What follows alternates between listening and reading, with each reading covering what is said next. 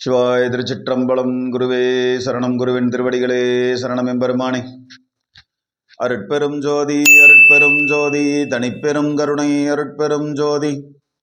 அறிவார்ந்த சகோதர சகோதரிகளே, இன்றைய காணொலியில் நம்ம என்ன பார்க்க போகிறோம் அப்படின்னா, ஆலய தரிசனம் அப்படிங்கிறத நம்ம எப்படி பண்ணணும், ஆலய தரிசனத்துக்கு என்னென்ன தகுதிகளெல்லாம் நம்ம எடுத்துக்கிட்டு போய் ஆலய தரிசனம் பண்ணணும், அங்கே போகும்போது எதெல்லாம் டூஸ் அண்ட் டோன்ட்ஸ், என்னெல்லாம் செய்யலாம் என்னெல்லாம் செய்யக்கூடாது அப்படிங்கிறத பற்றி ஒரு சின்னதாக ஒரு காணொளி. ஏன்னா நம்ம தினமும் கோயிலுக்கு நிறைய பேர் போகிறோம், ஆனால் உண்மையிலேயே அந்த கோவிலில் சுவாமியை நம்ம வணங்குறோமா, ஆத்மார்த்தமான வழிபாடுகளை நம்ம பண்ணுறோமா அப்படிங்கிறது, எந்த முறையில் நம்ம வழிபாடுகளை பண்ணுறோம் அப்படிங்கிறது தான் இந்த காணொலியோட சிறப்பு. முதல்ல கடவுளை நாம் எங்கு காண்பது அப்படிங்கிறதுக்கு ஒரு சின்ன கதை ஒன்று சொல்கிறேன். அதுக்கப்புறம் நம்ம அந்த ஆலய தரிசனத்துக்குள்ளே நம்ம போகலாம். ஒரு குரு கிட்ட போய் ஒரு சீடன் கேட்குறான், நான் என்ன வகையான பூஜைகளை பண்ணினா கடவுள் எனக்கு நேரில் வருவார் அப்படின்னு சொல்லி ஒரு கேள்வி கேட்குறான் குரு கிட்ட.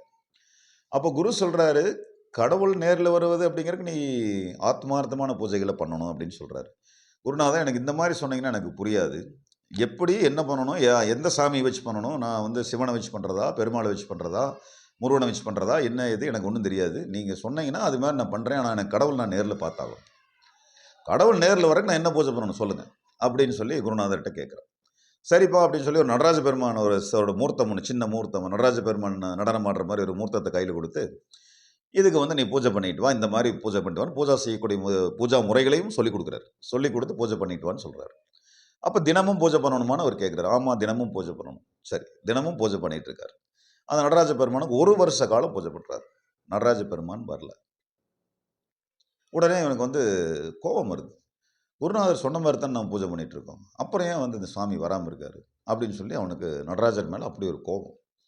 மறுபடியும் நேராக குருநாதர்கிட்ட போகிறான். நடராஜர் எனக்கு பிடிக்கல, 1 வருஷமாக நான் பூஜை பண்ணிட்டு இருக்கேன், அவர் வரல, அதனால் எனக்கு மறுபடியும் அவர் பூஜை பண்ணுறதுக்கு எனக்கு விருப்பம் இல்லை, எனக்கு வேறு ஏதோ ஒரு சாமி கொடுங்க அப்படின்னு சொல்லி அந்த குருநாதர்கிட்ட போய் கேட்குறான்.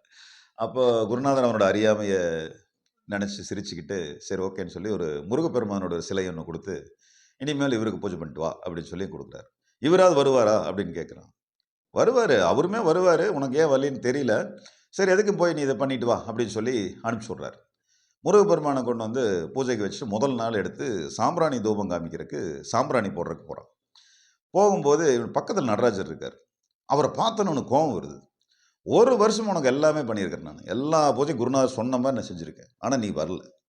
இப்போ நான் முருகப்பெருமானுக்கு செய்கிறக்கு போகிற பூஜை, இந்த பூஜையில் உனக்கு எதுக்கு பங்கு, இந்த சாம்பிராணி புகை உனக்கு வரக்கூடாது அப்படின்னு சொல்லி ஒரு துணி ஒன்று எடுத்து நடராஜ பெருமானோட மூக்கை மறைச்சு ஒரு கட்டி விட்டுறான், மாஸ்க் போட்ட மாதிரி.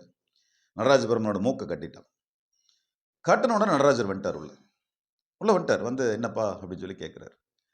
அப்புறம் ஆச்சரியமாக அவன் கேட்குறான் நடராஜ பெருமான்கிட்ட, 1 வருஷமாக உனக்கு நான் பூஜை பண்ணிட்டு இருக்கேன், அப்போல்லாம் நீ வரல, இப்போ உன்னுடைய முகத்தை மாஸ்க் மாதிரி நான் போட்டு கட்டிட்டேன், இந்த சாம்பிராணி போக உனக்கு வரக்கூடாதுன்னு சொல்லி நான் மாஸ்க் போட்டு கட்டுறேன், இப்போ நீ வந்திருக்கியே, இதுக்கு அர்த்தம் என்னன்னு எனக்கு புரியல, நான் ஒரு சாதாரண ஆளே, எனக்கு புரியாது, நீ சொல்லுப்பா அப்படின்னு சொல்லி நடராஜ பெருமான்கிட்ட கேட்குறாரு. அப்போ அவர் நடராஜ பெருமான் சொல்கிறாரு, 1 வருஷமாக நீ பூஜை பண்ண, என்னைக்காவது நான் இங்கே இருக்கேன்னு நீ உணர்ந்து பண்ணியா?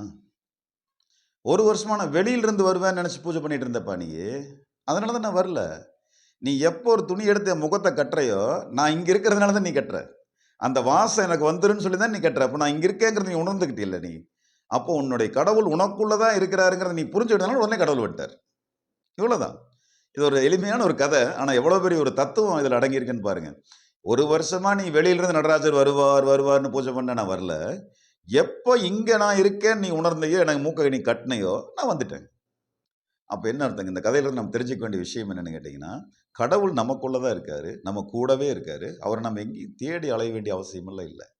நாம் புனித யாத்திரைகள் போகிறது, வழிபாடுகளை பண்ணுறது எல்லாமே நம்முடைய மனசு திருப்திக்காக, அந்த புனித யாத்திரை நடக்கக்கூடிய இடங்களில் பெருமான் நடத்தக்கூடிய அந்த திருவிளையாடல்களோட மகத்துவத்தை தெரிஞ்சுக்கிட்டு, அந்த இடத்துல எந்த விதமான அருள் அவர் கொடுத்துருக்காருன்னு தெரிஞ்சுக்கிறதுக்கு தான் நம்ம யாத்திரை போகிறோமே தவிர, நீங்கள் பார்க்க வேண்டிய கடவுள் உங்களுக்குள்ளே தான் இருக்கிறார் அப்படிங்கிறத இந்த கதை சொல்லக்கூடிய ஒரு தத்துவம். அதனால் எப்போ நீங்கள் கடவுள் உங்களுக்குள்ளே இருக்காருன்னு நீங்கள் நம்புகிறீங்களோ, நிச்சயமாக கடவுள் உள்ளே வந்துடுவார். இந்த கதையை சொல்லி இந்த ஆலய தரிசனம் சம்பந்தமான விஷயங்களை நம்ம பேசலான்றதுக்காக தான் இதை சொன்னேன். இந்த கதை உங்களுக்கு புரிஞ்சிருக்கும்னு நினைக்கிறேன், பிடிச்சிருக்கும்னு நினைக்கிறேன்.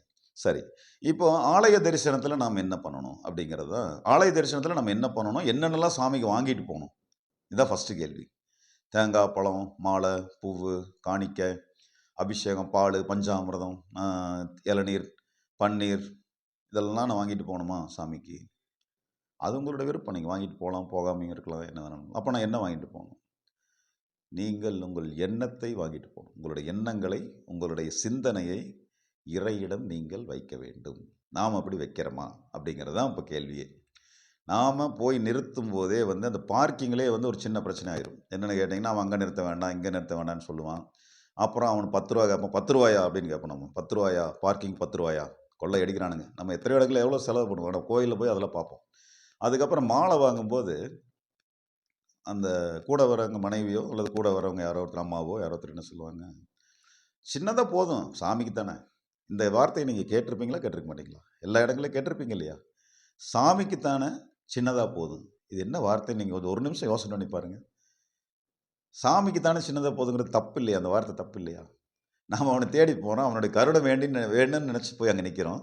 அவனுக்கு சின்னதாக போட்டால் போதும், சாமிக்கு தானே அந்த தேங்காய் போதும், சாமிக்கு தானே இந்த பழம் போதும் அப்படிங்கிற ஒரு வார்த்தை நம்ம எல்லாருமே யூஸ் பண்ணுறோம். அது பண்ணக்கூடாது.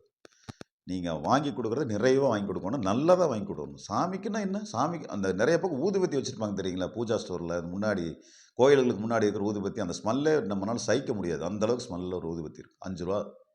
எல்லாமே விலை குறைவு, ஆனால் தரம் இல்லாத பொருட்கள். ஆனால் அதை மட்டும்தான் நம்ம சாமிக்கு வாங்கிட்டு போகிறோம்.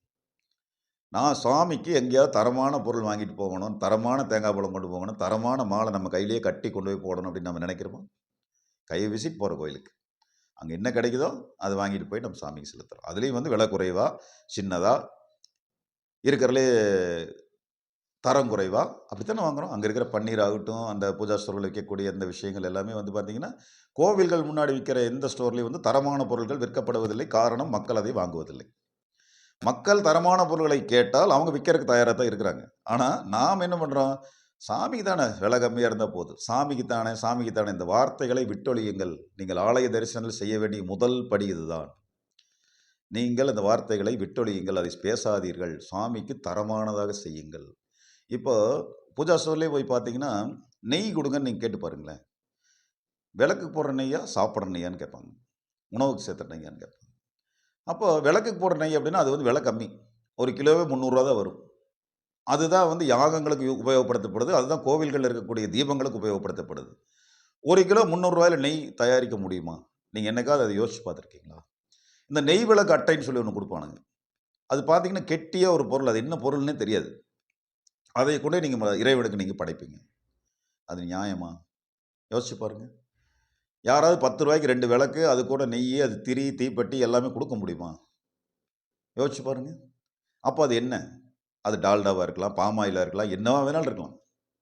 அப்போ இறைவனுக்கு நம்ம செலுத்தும் போது ஏன் நம்ம இப்படி கணக்கு பார்க்குறோம்?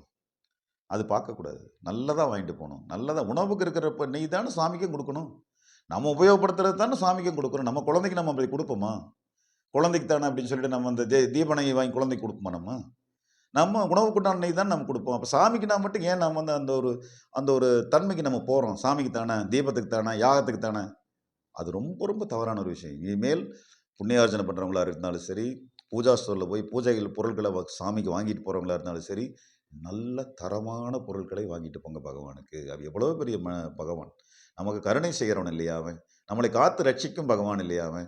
அவனுக்கு நம்ம தரமில்லாத பொருளை கொண்டு போகலாமா? ஒரு நிமிஷம் யோசனை பண்ணி பாருங்கள். அப்போ நம்ம ஆலய தரிசனத்தில் செய்யக்கூடிய முதல் தவறு என்னென்னா, தரமற்ற பொருள்களை பகவானுக்கு படைப்பது. அதை நாம் முதலில் நிறுத்த வேண்டும். தரமான பொருட்களை மட்டுமே என்னுடைய சாமிக்கு நான் கொடுப்பேன், தரமான பொருளை மட்டும்தான் என் குழந்தைக்கு கொடுக்குற மாதிரி, தரமான பொருள் தான் என் பகவானுக்கு நான் கொடுப்பேன் அப்படிங்கிற தன்மையோடு நீங்கள் உள்ளே போகும்போது அவன் உங்களை அரவணைச்சு கூப்பிட மாட்டானா? இப்படி இந்த மாதிரி பொருளை கூப்பிடும்போது அவனுடைய சாபத்துக்கும் நாம் அவனுடைய வெறுப்புக்கும் ஆளாகிறோமே. அது உங்களுக்கு புரியுதா இல்லையா? அதை பாருங்கள். அப்போ ஐயர் நம்ம 500 ரூபா கொடுங்க, அபிஷேகத்துக்கு எல்லாம் நானே வாங்கி நானே பண்ணிடுறேன் அப்படின்னு சொல்லுவார். 500 ரூபாய்க்குள்ள எப்படி எல்லாமே தரமான பொருளை வாங்கி பண்ண முடியும்? அப்போ நீங்கள் என்ன பண்ணணும்? அபிஷேகம் பண்ணணும்னு முடிவு பண்ணிட்டா, நீங்கள் தரமான பொருளை நீங்களே வாங்கிட்டு போய் நீங்கள் உங்கள் கையால் அதை பண்ணும்போது தானே பகவான் திருப்தி அடைவார். அப்போ தானே பகவான் சந்தோஷப்படுவார். சரி, இதெல்லாம் என்னால் செய்ய முடியாது அப்படின்னா, இது இன்னொன்று என்னென்னா, நீங்கள் இது செய்யலினால பகவான் வருத்தப்பட மாட்டான். நான் என்ன சொல்கிறேன்னா, நீங்கள் மாலையோ பொருள்களோ வாங்கிட்டு போகும்போது தரமான பொருட்களை வாங்கிட்டு போங்கன்னு சொல்கிறேனே தவிர, பகவானோட எதிர்பார்ப்பு அது அல்ல. அவர் தேங்காய் பழத்தை வாங்கி அவர் சாப்பிட்றாரா? அபிஷேகத்தை வாங்கி அவர் வச்சுக்கிறாரா? மாலை கூட அவர் வச்சுக்கிறது இல்லை, மறுபடியும் உங்களுக்கே தான் கொடுத்தாரு, நீங்கள் வாங்கி வண்டியில் கட்டிட்டு வந்துடுறீங்க. கரெக்டா? அப்போ என்னன்னு கேட்டிங்கன்னா, நம்ம கொண்டு போகிற பொருட்கள் எதுவும் அவனுக்கு தேவையில்லை. அவனுக்கு என்ன தேவை அப்படின்னு யோசிச்சு பாருங்க. நீங்கள் அவங்களுக்கு உங்களுடைய மனசு தேவை. நீங்கள் அந்த மனசில் பகவானை நினைக்கிறீங்க இல்லையா, அந்த நினப்பு அவனுக்கு தேவை. அந்த இடத்துல போய் நம்ம அந்த க்யூவில் நிற்கும் போது அவங்களோட முன்னாடி இருக்கிறவங்களோட ஒரு சண்டை, பின்னாடி இருக்கிறவங்களோட ஒரு சண்டை, வீட்டில் கேஸ் ஆஃப் பண்ணோமா ஆஃப் பண்ணலையா, இப்படி வரும்போது மறந்துட்டு வந்து பக்கத்து வீட்டுக்காரங்க என்ன பண்ணுறாங்கன்னு தெரியலையே, அப்புறம் நல்ல தண்ணி வருதா வரலையா, இந்த மாதிரியான சிந்தனைகள் தான் மனசில் ஓடிட்டே இருக்கு. அப்படி கரெக்டா? அப்போ நாம் அந்த இடத்துல நம்ம என்ன வேணும்னு பகவான் நினைக்கிறான்னு யோசிச்சு பாருங்க. ஒரு அரை மணி நேரம் அந்த கோவிலில் நம்ம இருக்க போகிறோம். அந்த அரை மணி நேரத்தில் அந்த பகவான் நாமத்தோட, பகவான் சிந்தனையோட ஏன் நம்மளால இருக்க முடியல? அங்கே போய் கூட நம்ம வீட்டையே நினச்சிட்டு இருக்கணும். வெளியில் போட்டிருக்கிற செருப்பு வேணா தூக்கிட்டு போயிடுவானா, நேற்று தான் வாங்கி கொடுத்தாரு 600 செருப்பு, அப்படி ஒரு நினப்பு. அப்புறம் பார்த்தீங்கன்னா அந்த கேஸ் பிரச்சனை, பெரிய பிரச்சனை. கேஸ் ஆஃப் பண்ணோமா இல்லையா, விளக்கு எரிஞ்சிட்டு இருந்து அதை நம்ம குளிர் வச்சுட்டு வந்தோமா வரலையா. எங்கள் அத்தை 11 மணிக்கு வரேன்னு சொன்னாங்க. இங்கே சாமியில் நிற்கிற கூட்டத்தை பார்த்தா 11:30 மாட்டம் இருக்குது. அத்தை வேறு வெயிட் பண்ணுவாங்களே. எவ்வளவு எண்ணங்கள்! பகவானை தவிர அத்தனை எண்ணங்களும் மனசில் ஓடும். பகவானை மட்டும் ஒரு நிமிஷம் நினைக்க மாட்டோம். அவங்க ஒரு விஸ்வேஸ்வர சாமின்னு ஒருத்தர் இருக்காரா, சிவசிவா குருநாதா அப்படின்னு நம்ம ஒரு தடவை கூட சொல்ல மாட்டோம் வாயை திறந்து. ஆனால் இது அத்தனையுமே நம்ம மனசுக்குள்ள ஓடிட்டு இருக்கும். இதில் முன்னாடி இருக்கிறவங்க கூட சண்டை, தள்ளி நெல், எதுக்கு நெருக்கிட்டு நிற்கிற, ஏன் நான் நீ மட்டும் தான் பார்க்கணுமா சாமியை, தள்ளி ஓரமா நெல் அப்படின்னு அவங்களோட ஒரு சண்டை. இதெல்லாம் போட்டு சாமி கிட்ட போய் அறகுறையாக எல்லாத்தையும் பேசிக்கிட்டு அவசர அவசரமாக ஆலயத்தை சுற்றி வந்து வெளியில் வந்து ஓடிடுறது. அப்புறம் அந்த நந்தியோட காதில் போய் வேறு சொல்கிறது, நந்தி காதை தொட்டு என்னோட பிரச்சனையில் இத்தனை இருக்குது அப்படின்னு. நீங்கள் இத்தனை தப்பு பண்ணி நந்தியோட காதில் போய் சொல்லி என்ன பிரயோஜனம்? ஒரு பிரயோஜனம் கிடையாது. இன்னொன்று என்ன தெரியுமா, நந்தி பெருமானை நம்ம தொடவே கூடாது. நந்தியோட காதில் போய் சொல்கிறது அப்படிங்கிற தவறான ஒரு வழிபாட்டு முறை. அப்படி செய்யக்கூடாது. யார் அது சொல்லிக் கொடுத்தாங்கன்னே தெரியல. மிகப்பெரிய தவறு. நீங்கள் பிரதோஷ காலங்கள்லையும் சரி, மற்ற காலங்கள்லையும் சரி, நந்தி பெருமானை தொட்டு அவர் காதில் சொல்ல வேண்டிய அவசியம் இல்லை. அவர் செவித்திறன் உள்ளவர். நந்தி பெருமான் செவிடு அல்ல. நீங்கள் மனதார சொல்லுவதை கேட்கக்கூடிய அருமையான ஒரு ஆற்றல் பெற்ற சிவபெருமானுடைய முதல் சீடன், நம்ம எல்லாருடைய முதல் குரு நந்தி பெருமான், அதிகார நந்தி. ஆனால் அவரை போய் நம்ம டிஸ்டர்ப் பண்ணுறது, காதில் போய் சொல்கிறது, ஏன் சொல்லினா அவர் கேட்காதா? அப்போ ஆலயத்தில் முதல்ல தரமான பொருட்களை வாங்கிட்டு போகிறதில்ல, உள்ளுக்குள்ளே போய் பகவான் ஒரு நிமிஷம் கூட நினைக்கிறதில்ல, மற்ற எல்லாத்தையும் நினைக்கிறோம். அதுபோக அங்கே தெய்வ சிலைகளை தொட்டு வணங்குவது, தெய்வ சிலைகளிடம் இடையூறு செய்வது அப்படிங்கிற மாதிரி. சண்டிகேஸ்வரர்கிட்ட போய் கை தட்டுறது, அவர் என்ன காது கேட்காம உட்காந்துருக்காருங்க. சண்டிகேஸ்வரரும் பைரவரும் சிவபெருமானுடைய கோவிலில் இருக்கக்கூடிய அக்கௌண்டன்ட். யாரெல்லாம் உள்ளே வர்றாங்க, யாரெல்லாம் வெளியே போகிறாங்க, எந்தெந்த சிவன் சொத்துக்கள் பாதிக்கப்படுது, சிவன் சொத்தை எடுத்துகிட்டு போகிறானா போலியான்னு பார்த்துட்டு இருக்கிற அக்கௌண்டன்ட். அங்கே போய் நான் என்ன சொல்லணும், பகவான் அருளை தவிர வேறு எதுவும் ஒன்று எடுத்து செல்லவில்லை பகவானே அப்படின்னு கைகூட்டி கும்பிட்டு ஒரு நிமிஷம் சிவ சிந்தனையோடு வெளியே வரணும். சண்டிகேஸ்வரர்கிட்ட, பைரவர்கிட்ட நான் ஐயன் அருளை தவிர வேறு எதுவும் எடுத்து செல்லவேன்னு கையை இப்படி காமிச்சு இப்படி கும்பிட்டு வரணும். நான் எதுவும் எடுத்துகிட்டு போகலப்பா, ஐயனுடைய அருளை மட்டும் தான் எடுத்துகிட்டு போகிறேன் அப்படின்னு சொல்லி கும்பிட்டு வரணும். அதே மாதிரி தாயார்கிட்ட போய் வணங்கும்போது தாயார்கிட்ட நம்ம மனமுறிய வேண்டணும். ஐயனோட தரிசனத்தை பெற்றுக் கொடுமா. எதுவுமே அம்மா மூலமாக தான் நடக்கும். நம்ம வீட்டிலேயே பார்த்தீங்கன்னா அம்மாட்ட சொல்லி தான் அப்பாட்ட ஒரு விஷயத்தை நம்ம பண்ணுவோம் இல்லைங்களா? அப்போ அம்மாட்ட போய் மனமுருக வேண்டி, ஐயன்கிட்ட போய் நம்முடைய குறைகளையும் நம்முடைய நிறைகளையும் எல்லாத்தையும் அவர்கிட்ட சொல்லி, அவர் ஒரு தோழர் மாதிரி ஒரு பாவிச்சு, நாம் சுவாமி அப்படிங்கிறத ரொம்ப தூரமாக வைக்காமல் அவர் நெருக்கமான ஒரு ஆளாக உள்ளே கொண்டு சாமி எனக்கு இதெல்லாம் இருக்குப்பா, நீ என்னப்பா பண்ண போகிற, நான் என்னப்பா பண்ணணும் சொல்லுப்பா, இந்த உலகத்தையெல்லாம் வாழ வைக்கிறேன், எனக்கும் ஏதோ பார்த்து கருணை காட்டுப்பா, நான் தான் இப்படி தப்பு பண்ணிட்டேன். இந்த மாதிரியான விஷயங்கள் தான் நீங்கள் சுவாமிகிட்ட உரையாடணுமே தவிர, நான் இதெல்லாம் பண்ணி கொடுத்துட்டேன்னா என் பையன் ஃபஸ்ட்டு மார்க் +2 வாங்கிட்டான்னு உனக்கு பாலாபிஷேகம் பண்ணுறேன் அப்படிங்கிற மாதிரி பிஸ்னஸ் பேசக்கூடாது. ஆலயத்தில் பிஸ்னஸ் பேசுவது தவறு. சுவாமியை நீ எனக்கு இதை பண்ணி கொடு, நான் உனக்கு அதை பண்ணுறேன். அவர் கேட்கவே இல்லை. அவர் எந்த அபிஷேகங்களையும் கேட்கல, அவர் எந்த வழிபாடுகளையும் உங்கள்கிட்ட கேட்கவே இல்லை.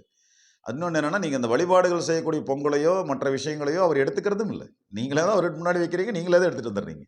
அப்போ அது என்னென்னா, அதெல்லாம் அவனுக்கு தேவையில்லை. அவனுக்கு தேவை என்னென்னா, ஒரு நிமிஷம் அவனை மனசார சிந்திச்சு அந்த இடத்துல போய் நிற்கணும். சிவசிவா அப்படின்னு ஒரு முறை மனசார நீங்கள் சொல்லுங்கள், நாராயணா அப்படின்னு ஒரு முறை சொல்லுங்கள், அரோகரா அப்படின்னு ஒரு முறை சொல்லுங்கள், ஓம் சக்தி அப்படின்னு ஒரு முறை சொல்லுங்கள். இதை தான் அவங்க எதிர்பார்த்து கொண்டிருக்காங்க. மனசை நீங்கள் அவர்கிட்ட கொடுக்கணும். அந்த மனசை நீங்கள் கொடுத்தீங்கன்னா உங்களுக்கு தேவையானது எல்லாமே அவன் கொடுத்துருவான். ஆனால் நம்ம அதை மட்டும்தான் செய்கிறதில்ல, மற்ற எல்லாமே நம்ம செய்கிறோம். அதனால் கோவில்களுக்கு போகும்போது சாந்தமாக சாத்வீகமாக உரையாடுங்க. பக்கத்தில் இருக்கிறவங்க ஏதாவது இடையூறு பண்ணால் கூட அவங்க கூட சண்டை போடாதீங்க. பகவான் நாமத்தை மட்டுமே நினச்சி ஆலயத்துக்குள்ளே போங்க. ஆலயத்தில் போய் கொடிமரத்துக்கு முன்னாடி இருக்கக்கூடிய அந்த வாகனத்தை, எந்த ஆலயத்துக்கு போகிறீங்களோ அந்த ஆலயத்தில் அந்த பெருமானுடைய வாகனத்துக்கு முதல்ல ஒரு வணக்கத்தை சொல்லி, ஐயனை பார்க்க போகிறேன் அனுமதி கொடுங்கன்னு அவங்ககிட்ட கேளுங்க. நந்தீஸ்வரராக இருக்கட்டும், மயில் வாகனமாக இருக்கட்டும், மூஞ்சூராக இருக்கட்டும், சிங்க வாகனமாக இருக்கட்டும், எதுவானாலும் அந்த வாகனத்திட்ட போய் முதல்ல நான் உள்ளே போகிறேன், ஐயனை பார்க்குற தரிசனத்தை நீ தான்ப்பா வாங்கி கொடுக்கணும் அப்படின்னு அவர்கிட்ட ஒரு அனுமதி வாங்குங்க. பிள்ளையாருக்கு 2-3 தோப்பு காரணம் போட்டு மண்டையை கொட்டிக்கிட்டு, அப்பா நான் உள்ளே போகிறேன்ப்பா, ஐயனோட தரிசனத்தை கொடுப்பான்னு விநாயகர்கிட்ட வேண்டுங்க. அதுக்கப்புறம் ஐயனை போய் தரிசனம் பண்ணி, அம்மாவை தரிசனம் பண்ணி, எல்லாம் சுற்றி வந்து சண்டிகேஸ்வரர் கட்டி, பைரவர் கட்டி, நான் எதுவும் எடுத்துகிட்டு போகலப்பான்னு சொல்லி மறுபடியும் கொடிமரத்து முன்னாடி வந்து நெடுஞ்சான் கிடையா நல்ல ஒரு சாஷ்டாங்க நமஸ்காரத்தை பண்ணி பகவான் நாமத்தை சிந்திச்சு ஒரு 2 நிமிடம் கண்ணை மூடி உட்காந்து வெளியே வர்றது தான் ஒரு சிறந்த ஆலய வழிபாடு. அது இல்லாமல் உள்ளே போகும்போதே பூஜா ஸ்டோரில் ஒரு சண்டை, பார்க்கிங்கில் ஒரு சண்டை, உள்ளே போனோன்னா முன்னாடி நிற்கிற ஆளுக்கூட சண்டை, அதுபோல் வீட்டு ஞாபகம், கேஸ் ஆஃப் பண்ணுனா அங்கே போனா இங்கே போனா, காய் வாங்கினா செருப்பு தொலைஞ்சு போயிருமா, இந்த மாதிரி எண்ணங்கள் இது எதுவுமே அவனுக்கு வேண்டாம். நீங்கள் வாங்கிட்டு போகிற தேங்காய் பழமும் அவனுக்கு வேண்டாம், நீங்கள் வாங்கிட்டு போகிற எதுவுமே அவனுக்கு வேண்டாம். அவனுடைய தேவை உங்களுடைய மனம். அந்த மனதை அவனிடம் செலுத்தி நீங்கள் வெற்றி பெறுங்கள். எல்லா தெய்வங்களுடைய அருள் கடாட்சத்தையும் உங்கள் மனதை கொடுத்து பெற்றுக்கொள்ளுங்கள். அதுவே சிறந்த வழி. இதுவே ஆலய தரிசனத்திற்குண்டான விதி என்று கூறி இந்த காணொளியை முடிக்கிறோம். நன்றி, வணக்கம்.